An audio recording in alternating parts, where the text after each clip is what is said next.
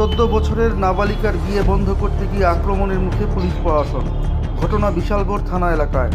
বিশালগড় মহকুমা কসবা গ্রাম পঞ্চায়েত এলাকায় 14 বছরের নাবালিকার বিয়ে বন্ধ করতে গিয়ে আক্রমণের মুখে পুলিশ প্রশাসন। রাজ্য সরকার বাল্যবিবাহ বন্ধ করার বিষয়ে প্রতিনিয়ত বিভিন্ন প্রয়াস কর্মসূচি চালিয়েছে, কিন্তু একাংশ অভিভাবকদের অসচেতনতায় কোনোভাবেই বন্ধ হচ্ছে না এই বাল্যবিবাহ।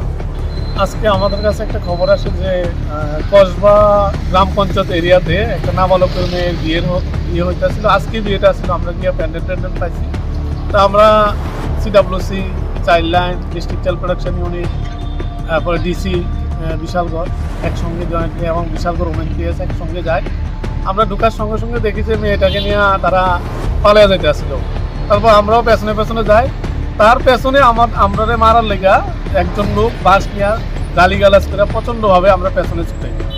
তো তারপরে আমরা মেয়েটারা আটকাই, ওই লোকটারও আটকাই, যদিও ওই লোকটা পালিয়ে জায়গা। তারপর তারা উদ্দেশ্য আসছিল যে আমরা গেছিলাম যে আমরা কথাবার্তা করে বিয়েটা কি হইতেছে জানার জন্য, কিন্তু তারা এরকমভাবে সিনটা ক্রিয়েট করছে যে আমরা মারবো ওইরকম একটা পজিশন, বাস নিয়ে দৌড়াইতেছে, গালিগালাজ। তো ওই লোকটা যদিও পালিয়ে যায়, কিন্তু ওইদিকের লোকটারা আমরা পেছনে লাগিয়ে দেয়। তারপর আমরা কথাবার্তা বলি, ডিসি বিশালগড় উনিও কথাবার্তা কয়া ওমেন পিএসের যে এসআই সাহেব ছোটো ম্যাডাম উনিও কথাবার্তা কয়, আমরাও কথাবার্তা করে মেয়েটাকে নিয়ে আসি। এখন আমরা মেয়েটাকে শেল্টারে রাখতেছি। পরবর্তীকালে আমরা চাইল্ড ওয়েলফেয়ার কমিটি সিদ্ধান্ত নেব যে কী করা যায় আর কি। মেয়েটার বয়স কত? 14 বছর। তো এখন কি করা হইব? এখন তো আমরা শেল্টারে রাখবো, আর বাকিটা সোমবার আমরা সিডাব্লিউসিতে তোলার লেগে আমরা চাইল্ড হেল্পলাইনে করে দেবো।